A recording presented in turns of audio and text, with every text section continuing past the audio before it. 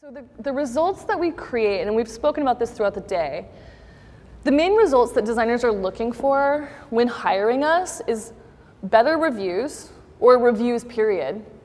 Because sometimes a stylist, if you bring in a powerhouse stylist and you're a brand new designer, when people find out that that stylist is there, they'll go to that show. So our identity can pull people in. It can pull in reviewers that weren't there before. It can, because we're all friends at the end of the day anyway.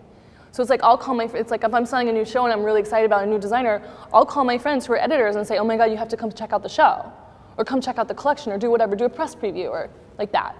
So it's part of what we do as stylists is bringing that marketing in, and also working with them to make sure that they have stronger stories and therefore get better reviews. And then, like I spoke about earlier too, it's like we bring that, the designers are looking to us for that perspective, like a better understanding, or a better perspective, or a better understanding of what they're trying to do with their brand and with their story, with their collection, from the designer, from the editors and the buyers. And anybody correct me if you think I'm wrong, but I really think that buyers follow editors. I don't think it's the other way around. I don't know any buyer who doesn't follow what like Vogue is doing, what the reviews say. I think that they really listen to the editors still. From what I've seen, I could be wrong. But just from the limited, I only know a couple of like really big time buyers. What do you think, Nicolette? I think you're definitely right. Yeah. The people off the top of your head, I know like maybe like one or two names of like buyers. Yeah. Like, how many editors' names do we know? I know, a gajillion. Just yeah. like a flash judgment of like who's more powerful. Yeah. So I think there are people like Sarah who does Colette in Paris, and there's Adrian, Ray Kawakubo's husband, who does Dover Street Market with Ray in London. Those people, they're not just following what editors say, they don't care. I don't think they care.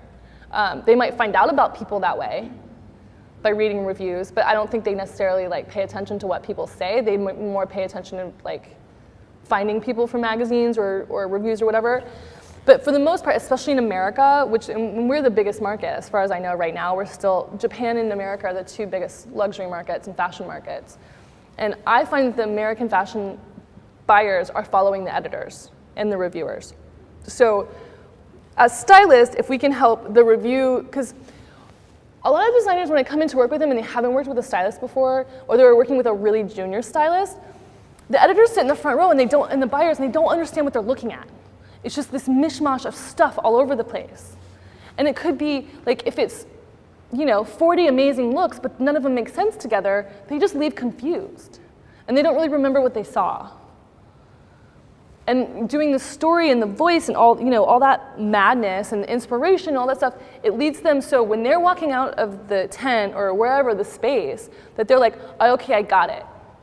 It was Corinne Rotfield. It was cool, modern French woman in nighttime in Paris. And it's like, it sounds so silly, but it's like they need that to process. How does it fit into the other trends this season? How does it go with other designers? Can I buy that? Does it go into my buy that I'm doing with for the rest of the store? So they need that story to kind of process it with everything else they're seeing. Because otherwise they just forget, because it's just like a whole bunch of it could be a whole bunch of individual of the best looks you've ever seen, but it just won't work. It has to work as a whole unit.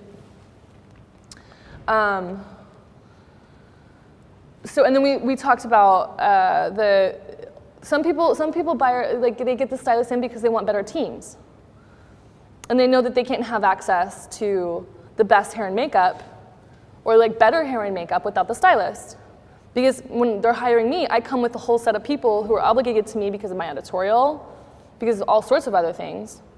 And like, there are people who will do amazing, they'll do love for me. I'll have to call them the day before, and they rearrange their Christmas vacation to shoot love with me. This happened 2 weeks ago, right before Christmas.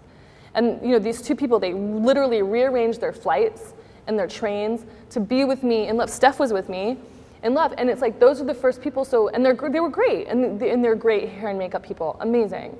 And so when I get booked for this new job next Fashion Week, and we have huge sponsorships, they're gonna pay $28,000 for them to do the hair and makeup, I'm calling those guys.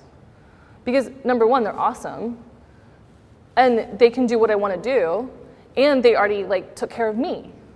So it becomes that.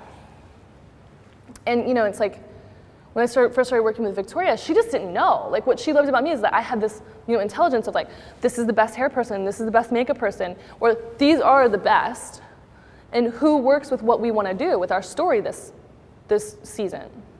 And we'll get in the person that works the best. And we had amazing sponsors, so you know, it's like they're getting a really nice paycheck to be there. So you win both ways because you're getting the story you want completed, you're getting the most amazing hair, and you're putting money in their pocket, which will have them help you out in the future.